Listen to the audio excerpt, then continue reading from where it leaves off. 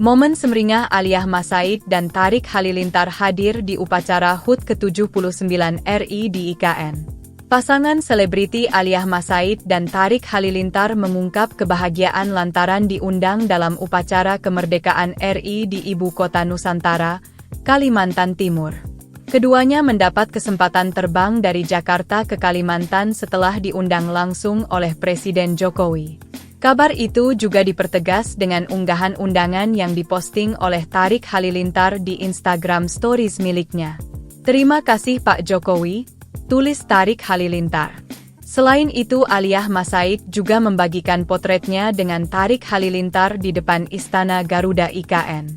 Bahkan saat dalam momen upacara di IKN, Aliyah dan Tariq terlihat senyum sumringah ketika disorot kamera.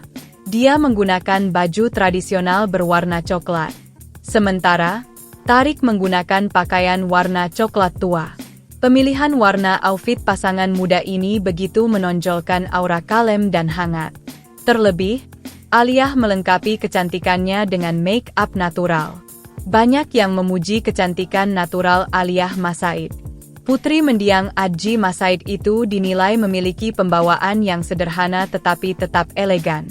Sekedar informasi, tahun ini pertama kali perayaan HUT Republik Indonesia digelar di Ibu Kota Nusantara, IKN. Kabarnya ada sekira 1.300 tamu yang diundang untuk memperingati HUT ke-79 RI di Istana Negara Ibu Kota Nusantara.